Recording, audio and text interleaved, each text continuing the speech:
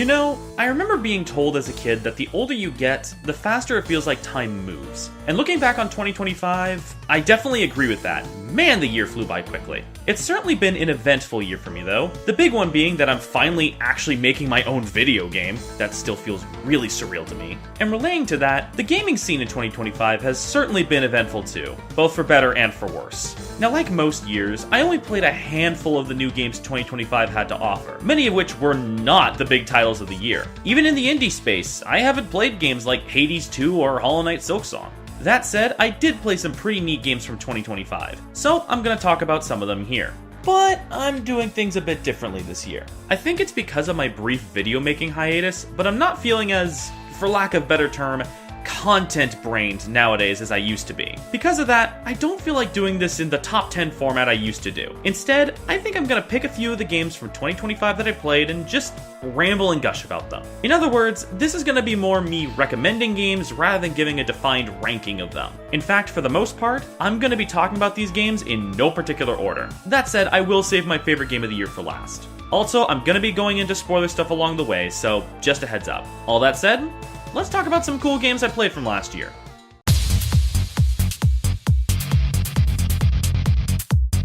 So how's about we start this all off with the first game of 2025 that I played. I don't talk about them a ton in my videos, but I'm a bit of a rhythm game fan. I'm not particularly great at them, but I quite enjoy them. Whether it be more traditional stuff like Dance Dance Revolution, or varied ones like Rhythm Thief, or meshing of rhythm with other genres like what Hi-Fi Rush did. 2025 actually had a lot of new rhythm games, but Rift of the NecroDancer is the only one I ended up playing. Fortunately, Rift of the NecroDancer is really sick. Now admittedly, I haven't actually played the original Crypt of the NecroDancer.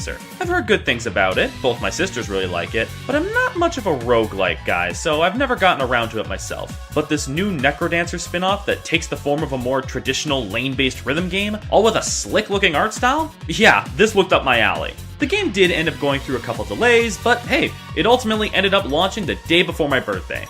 And then one of my friends gifted it for my birthday. So like I said, Rift of the NecroDancer is a lane-based rhythm game, kind of like Guitar Hero or Rock Band. But all the notes are monsters with different behaviors and strategies. So like, you've got your green slimes and white skeletons for regular notes, but then you've got your blue slimes that you have to hit twice, or skeletons with shields that require double time hitting, or triple time if they've got 2 shields. But then you've also got bats that move from lane to lane each time you hit them, and these snaky dragons you gotta hold the note on, and harpies who jump forward at different rates depending on their colors, and a whole ton more monsters, each with their own variants. I think the most me way I can describe this is that it's like the devs took DDR Mario Mix's Mush mode and applied it to the whole game. So now every level is both about playing to the rhythm and memorizing what each monster does so you're prepared for when they show up. Now this may sound like the game's really difficult, because it is. Like I said earlier, I'm not particularly great at rhythm games, and this was quite a reminder of that. I mainly played on normal difficulty, and some of the later levels in this game really kicked my butt.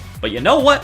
I still had a great time. Adding this monster element really takes the otherwise straightforward rhythm gameplay and gives it a unique spin. And because the game fully leans into it, it doesn't feel gimmicky. And that's all before mentioning the other gameplay styles, like the Rhythm Heaven inspired minigames, or the Punch-Out inspired boss fights. The minigames were pretty neat, but the bosses were especial highlights. I really dug those. But of course, any good rhythm game needs a good soundtrack, and man does Rift deliver there. Rift of the NecroDancer's soundtrack is really, really good, and has a good amount of variety in style and tempo. Like, you've got some slower, chiller tunes,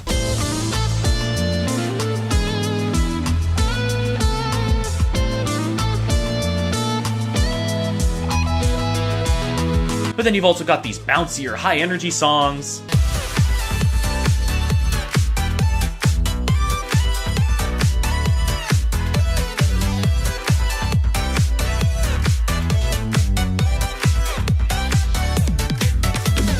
and then of course you've got some good old metal music.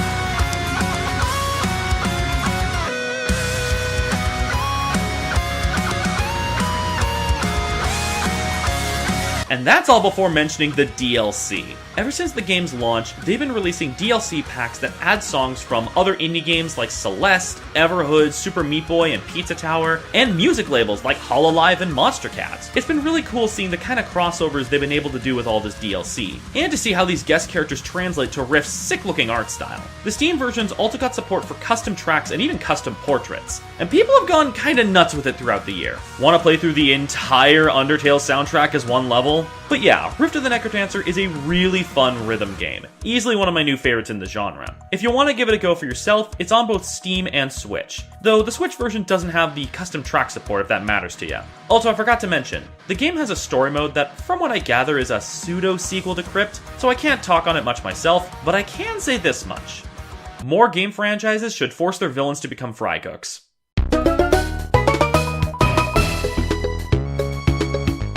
So alongside the new releases I played in 2025, I got around to playing some older games for the first time too. And earlier in the year, I tried out a little arcadey-styled platformer on the Switch called Annalynn. It's like if the original Pac-Man game was a platformer, having you jump around these layouts to collect coins while avoiding 4 snake enemies of varying behaviors, until you get a gem that leaves them briefly vulnerable. It's a neat game that captures the 80s arcade feel it's going for really well, and Annalynn herself is a cool character, further depicted by art pieces done by the game's lead developer, Cruz Elroy. And talk about perfect timing, because just a couple months after playing Annalynn, Cruz Elroy ended up announcing an Annalynn puzzle game for April Fools, now about Annalynn working as a doctor.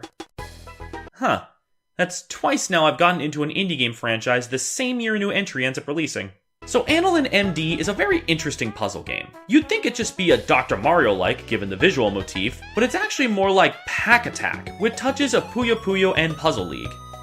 And a bit of Dr. Mario. You drop viruses and blocks into a tube you can rotate, and after a set number of moves, you get to drop down a cure to wipe out viruses. The more you have of the same color next to each other, the more you wipe out in one go. But the cure keeps working until it hits a surface. So if you strategically stack piles of different colored viruses, you can get a pretty big combo going. Now on that note, full disclosure, I am not good at this game. The only difficulty I've beat this game on so far is beginner, and even standard difficulty can get hectic as the pieces start coming down a lot faster the longer you survive. Given there's 5 difficulty levels, I can only imagine how insane it gets on the hardest difficulty. Despite that though, Annalynn MD has been a fun time. The times where you do manage to get a combo going feels satisfying, or heck, even just the act of clearing out a row of blocks can feel refreshing. Plus, the game does throw you a bone once you've wiped out enough viruses, giving you a mega cure to completely wipe most of the play space clean, which helps a lot. Couple that with some solid presentation and music, and you've overall got a pretty neat puzzle game that I'd recommend to fans of the genre. Just be prepared for something on the overall tougher side. If you want to give Annalynn MD a go yourself, it's available on both itch.io and Newgrounds, and it's completely free, so you've got nothing to lose. A lot of great effort for what was meant to be an April Fool's joke. Well done, Cruz. Also, side note, Annalynn's pretty cute as a doctor. And with glasses for that matter.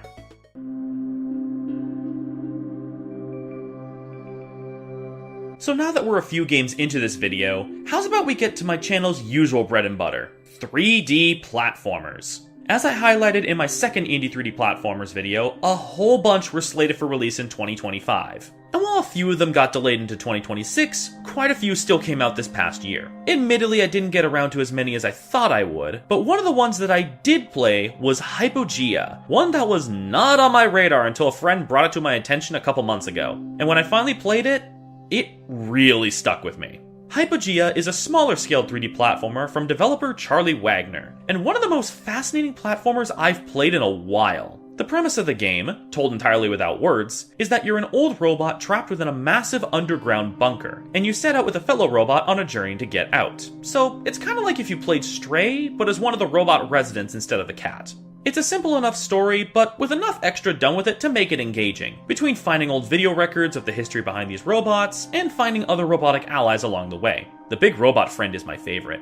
Now first and foremost, I love the look of this game. I've always dug this style of industrial aesthetic, especially in lower poly games, and Hypogea nails what it's going for in that regard. But on top of that, the level elements manage to hit that perfect balance of aesthetic and functionality. At no point did I feel like I couldn't figure out where I was supposed to go, while also not making the level elements stick out like a sore thumb. It's a balance that a lot of games, even good ones, struggle with sometimes, but this game hits it right out of the park. And then there's the gameplay, which does some really interesting things with the genre. We're in a bit of a movement era with 3D platformers. A lot of new ones prioritize having a very vast, expressive set of moves that you can chain together, which often is a lot of fun. In comparison though, Hypogea's moveset options feel a lot more methodical. Like you really need to commit to a move when you choose to use it. And I mean this in a good way. The game utilizes this approach really well, helped by how varied it gets. See, your main tool in this game is a pole with a hook. You don't use it for combat or anything, just for movement and interacting with the environment. But they do a lot with that concept. And just when you think you've seen every use the pole will get, the next area will throw a whole new use for it into the mix, and it's always interesting. For being such a simple on the surface tool, the game really puts that pole to maximum use gameplay-wise. It's very impressive. I probably could go on, but I don't want to spoil what this game has to offer. I'd recommend just giving it a go yourself. It's on the shorter side, I beat the game in about 2 hours, but there's plenty of optional goodies and secrets that I missed, so you can probably get a few more hours on top of that. It's also currently Steam exclusive, and I have no idea if Charlie Wagner plans to port it to consoles, but overall, this is an easy recommendation from me. One of my favorites from this past year by far.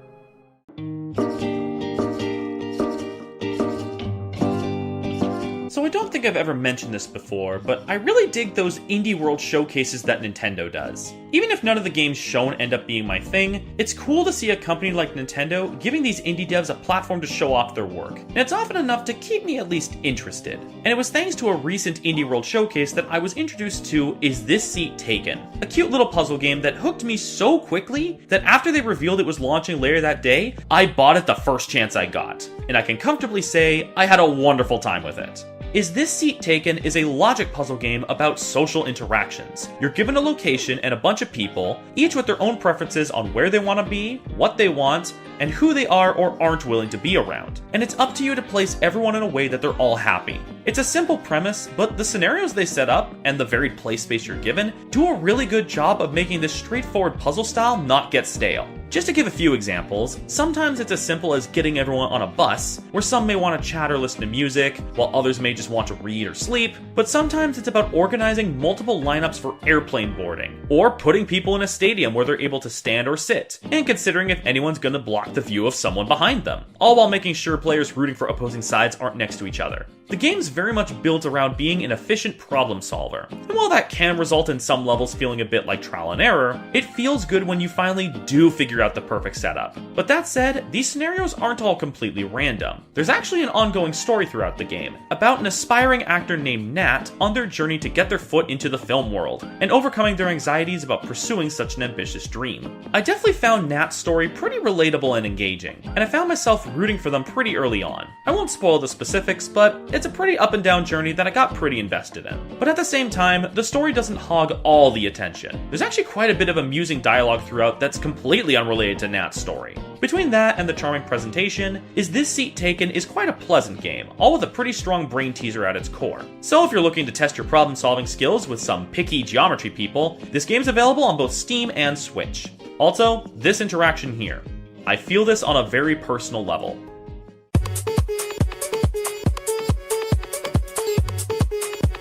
Well, I'm willing to bet some of you have been wondering when this was going to show up. I've made it no secret that I am quite the fan of Ciactro, an indie dev who specializes in bite-sized love letters to 90s era 3D platformers. I've talked about his games a few times in the past. In fact, this dates back to the first of my Games of the Year lists back in 2021, where I talked about both Toree 3D and its sequel Toree 2. These were the games that put Ciactro on my radar, and for being single dollar 1 hour experiences, this little bird with cool sunglasses really stuck with me. There's been a few more Toree games since that initial pair, and this past year, Ciactro put out the most ambitious one yet, Toree Saturn. We've actually been waiting for this one for a couple years now. It was announced back in 2023, and now that it's out, I can safely say that this is yet another solid outing for the Burb.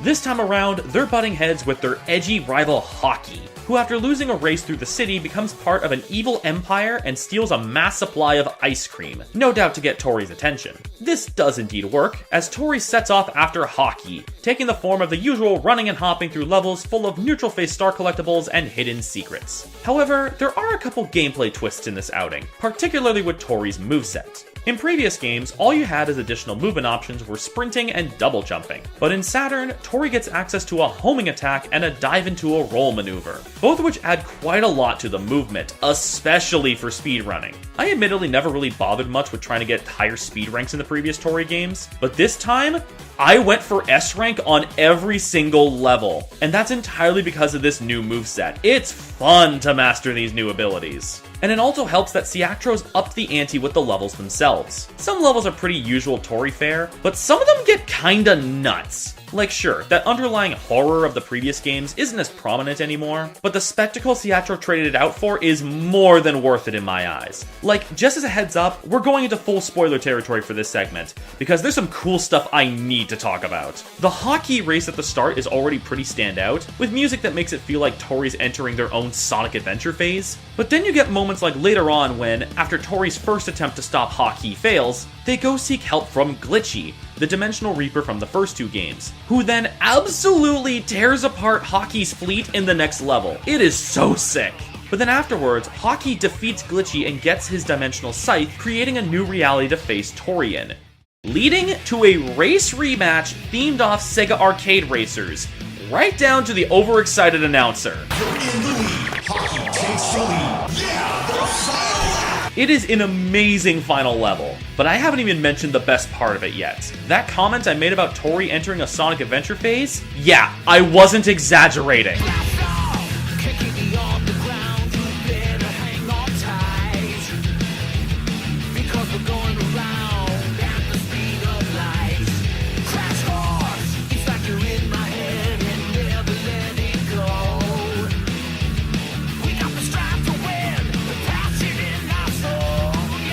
Yep, that was Johnny Gielli, the vocalist of Crush 40, in a Toree game. You should have seen my face when I was first playing this level and realized who was singing. To say I was hyped would be a massive understatement. Now with all that said, and this may sound a bit weird given this is one of the selling points of Siactro's games, but I do kinda wish the game was a bit longer. The main story can be beat in 20 to 30 minutes, and even with the incredible heights the levels get to, it does feel like the main ride goes by a bit too quickly. That said, the game does benefit from having Siactro's trademark for extras and secrets. In this game's case, stuff like unlockable costumes, unlockable minigames based on other games, and some bonus levels based on other Siactro games. So if you decide to seek out everything, you'll get at least a couple hours of playtime. And at the end of the day, the game's only $5, so I ultimately still feel it's worth it. Heck, that finale alone makes it worth it. How did you get Johnny Gielli into the Siactro? It's available on Steam, Switch, and itch.io, so you got quite a few options for where to play it. What more can I say? It's more the little bird with cool sunglasses. I'd consider calling it Peak, but, well...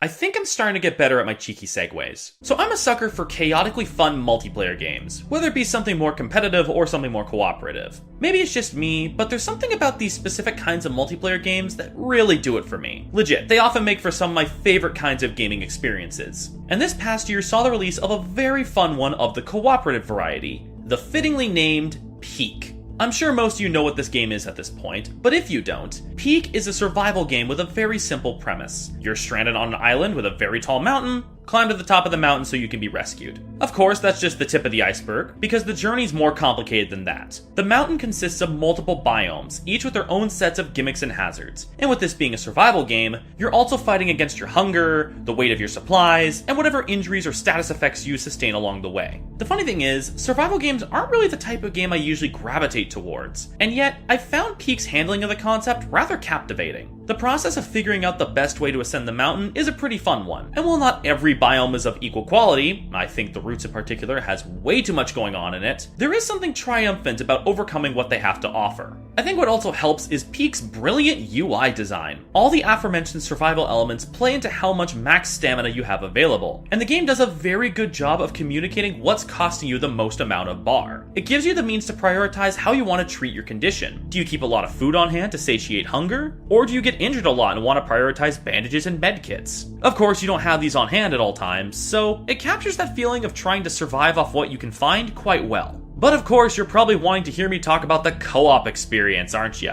Funny enough, you are able to play Peak solo, and with the various mechanics at play, it actually is still a fun time when playing alone. That said, playing with friends really amplifies the experience. For one, you have plenty of means to help your fellow castaways, but all the same, you've also got tools to ruin their day if you want to be that guy. But on top of that, the game has built-in proximity chat, meaning your friends' voices volumes are based on the distance of your characters. This has proven to be a great addition in co-op games over the past few years. Like, comment, and subscribe! And Peak's use of it is absolutely no exception. It really adds to the fun of it all, especially when something goes wrong. Not if, but when. There we go. Oh, no, carry him!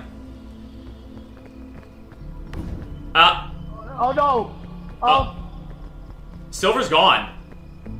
Yeah. You could say that.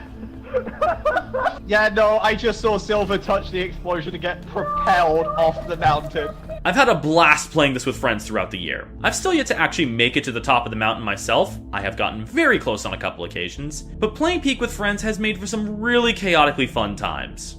I'm committing. It was a bad decision. Catch me! Catch me! Catch me! No! You're stuck on the ground, Lexi. You may want to jump forward. Am I doing it? No, you're stuck on the ground. Am I doing it? I gotta give him a little push. Doing it? Gotta give him a little push. I'll get there eventually. Almost? Almost. Oh no, It didn't work. It didn't work. It didn't work. Oh, It didn't work! Oh no! Hey, it's me! Hi! Coconut blast.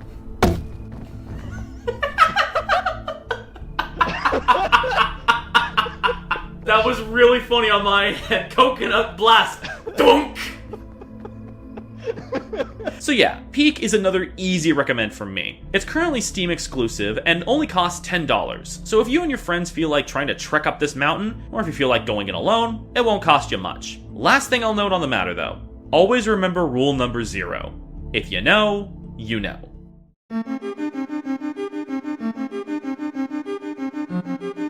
So for this next segment, I think I'm going to take a bit of a different approach. I could do what I've done with the previous games and give an overall rundown of everything I liked, but I want to focus more on something specific that really stuck with me. As a quick warning, we're fully jumping into spoilers here, so with that said, let's talk about Deltarune. For quick context, I played through chapters 1 and 2 of Deltarune a few years back, and I had a great time with them, chapter 2 especially.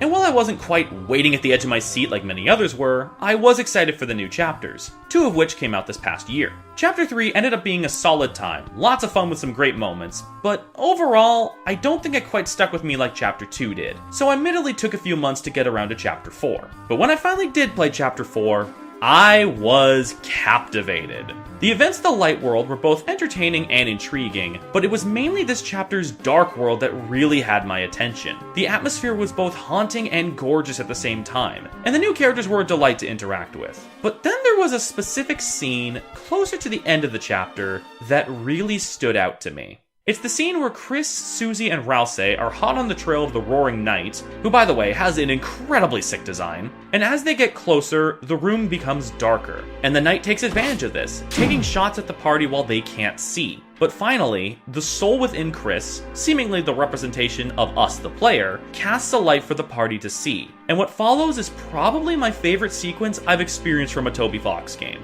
This could have easily been just a cutscene, but having the player in full control the whole time was a genius decision. Dodging the Knight's attacks as long as you can before they become unavoidable. Watching as Chris's health bar gets demolished, only for Susie to step in and start taking the hits. And then for Rouse to do the same when Susie's health is nearly empty. Like, on paper, it seems like such a simple, my friends are my power kind of sequence, but in execution, it's kind of beautiful. The music that goes with it as well, Dark Place, really sells that feeling. That mix of seeming hopelessness, but choosing to push on regardless, even if it means dying trying. And ultimately, this scene made me really realize just how invested I had gotten into these characters and their story.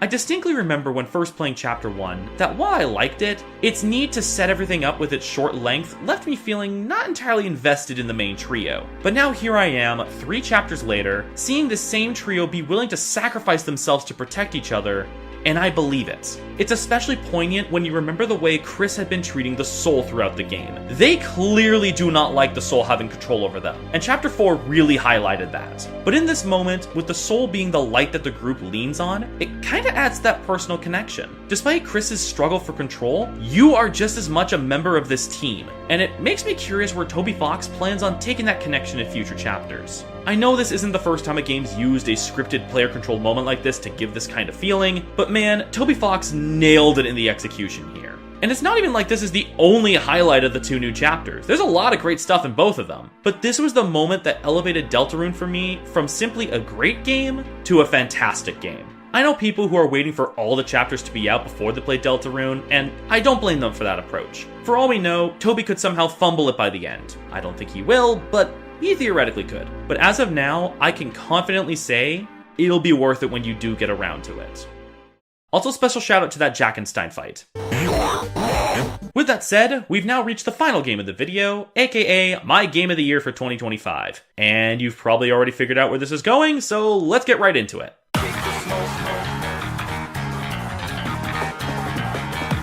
I probably could have done more of a dramatic build up to what my game of the year is, but I'm gonna be real, I just want to get to gushing about this game already. So to get straight to the point, I love Sonic Racing CrossWorlds. For context, I've been a longtime fan of the Sonic Racing series of games. Sonic and Sega All-Stars Racing I've got a lot of nostalgia for, All-Stars Racing Transformed is a fantastic sequel, and Team Sonic Racing, it's alright. But after TSR just kinda came and went, I thought that'd be it for this series.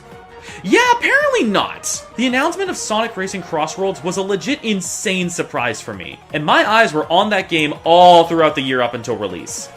Extreme Game... Oh! And suffice to say, it absolutely was worth the wait for me. Now that's not to say everything about it sticks the landing. I've actually got quite a few issues. The grind to unlock stuff can get pretty tedious, item balancing can get kinda rough, a couple of the tracks have some weird jank, the online on PC at least isn't the most stable, and while I get from a development standpoint why this happened, the DLC characters not having voice acting is pretty disappointing. Having said all that, oh my goodness, this game's a blast to play! The core racing is just as fun as ever, with the return of the boat and plane forms being a very welcome addition. Sure, one can debate if they were handled better here or in Transformed, but regardless, I love that they brought these back. And then there's the CrossWorlds system itself, which I really dig. It's a neat way to spice things up for a regular race without deviating too far from the formula. And the fact that they somewhat brought back Transform's changing track gimmick by adding more to the track once you're back from the CrossWorld, it just makes for a really cool sense of flow for the races. It also helps that CrossWorlds has a pretty consistent quality among its tracks. A couple of them are admittedly on the underwhelming side, but a majority of them are at least good, if not great or awesome. And the same applies to the CrossWorlds. And for those who may be curious, my favorite track in the game is Kronos Island. Whoever thought of making the Squid's Trail part of the road was a genius. And my favorite CrossWorld is Steampunk City, which honestly could almost be a full track itself. So yeah, the racing itself is a delight, and the track lineup as a whole is quite solid. But there's even more to love on top of that. The base roster of characters is easily the best we've had in any Sonic racer, and the amount of effort that went into personifying these characters cannot be overlooked. From the voice actors giving it their all, to the great animations, especially with the end of Grand Prix victory dances, to the dialogue. The Grand Prix rival interactions are really, really good, both for some genuinely funny banter and for some great characterization. The amount of people I've seen have a complete turnaround on Zavok and Zaz's characters just from this game is notable. And you know what? What the heck? Here are a few of my favorite rival interactions. You've never raced me before! Look out! I'm gonna blow your socks off and win it all! Yeah! Your mouth is writing checks I know the agency can't cash. You're from the future, huh? What's the racing scene like? I'm an immortal legend by then, right? Sorry, but I hadn't heard of you until recently. Omega! How about we bury the hatchet for now? Metaphorically speaking. Only if the burial site is your metaphorical head. Hey there! Do you like to race too? Do I like to? Are you kidding me? Do you know who I am? So, Eggman had a kid, huh? I can't believe I'm asking this, but would you want to have a play date with Charmy? My mental acuity so far surpasses your own that I doubt you can perceive how stupid that question sounds. Let's have a great race, Sonic! Wait, I mean, Shadow! No, you're Silver. Sorry for the mix-up. We look nothing alike. Why do you keep doing this? And that's all just the base game roster. Again, it's unfortunate that the DLC characters don't have voices, but they've otherwise been doing some pretty cool stuff with the DLC so far. Granted, I am admittedly a little burnt out by corporate crossovers in games, so the Nickelodeon stuff's not quite the highlight for me, but keeping that Sega All-Star spirit alive with the free DLC has been great to see. Plus, on top of that, I've been playing on PC, which has gotten an insane modding community already. Not only are there voice mods for the DLC characters, but there's entirely other characters too. Want to play as Tikal from Adventure 1? Sure. Want to play as Klonoa? That's an option too. Want to play as Crash Bandicoot? Absolutely. Want to play as Crash Bandicoot with Cortex as his board, Twinsanity style? Even better. Want to play as the End from Sonic Frontiers? Mortal, I am the all-consuming void. And I haven't even mentioned the customization yet. The mixing and matching and decorating you can do with your vehicles is already great as is. It's pretty robust. But then there's the gadget system. With these, you can add new abilities and benefits that build on your playstyle. Whether it be speeding up the rate of air tricks, or increasing how many bars of drift boost you can build, or allowing you to swap your items double dash style, or becoming a Beyblade while drifting, there's so much you can do to maximize the way you play. Now me personally, my go-to gadget build is all about fast tricks and ring consumption, which has been great especially in time trials. Okay, actually on that note, I need to talk about how they do time trial in this game. So the game's got a pretty standard set of game modes. Grand Prix, an arcade mode with different styles of play, including different types of team-based modes, so even Team Sonic Racing gets some love in this. Online racing, and the aforementioned time trial. And I couldn't have predicted how addicting time trial would end up being, all because of one major change to the formula. So you know how in most kart racers time trial modes, they'll give you a couple boost items at the start to use during the race? CrossWorlds doesn't do this. Instead, boost items are placed on the track as one-time pickups, with a super boost item being added in the final lap. But these boost items are often a bit more out of the way, so now there's an extra layer of strategy in the time trials, mapping out your route around when to get these boost items and then when to use them, all to get the best time possible. I think this might be the most time I've spent in any racing game's time trial mode. Plus, the CrossWorlds can all be raced on as standalone tracks in time trial, and by getting A ranks in time trial, you unlock more tunes in the game's jukebox, which the songs in the jukebox can be played during your races. I have a handful of the jukebox songs set to play specifically on final laps, which usually leads to some hype music for that last stretch. I genuinely think I lock in more whenever the Titan boss themes from Frontiers end up playing on the final lap. I could keep going, but I think I've made my point clear. I know this game may not be everyone's cup of tea, and I will admit, I think the game's asking prices a bit much. I'd recommend waiting for a sale, but man, this game really clicked with me. Even with the issues I have with it, I absolutely love Sonic Racing CrossWorlds. Not just my favorite game of 2025, but it's quickly climbed up as one of my favorite games in general. And with more post-launch editions set to release throughout 2026, I'm really excited to see what this game has in store in the future. With that said, I think this is a good time to wrap things up. I hope you had a fun time hearing me ramble about cool games from last year. And hey, if there's some cool games you played last year that you want to ramble about, feel free to do so in the comments. Who knows? Maybe you'll get one of your favorite games onto someone else's radar. This has been BenjaMage, thank you all for watching, and until the next video, have a nice day everybody.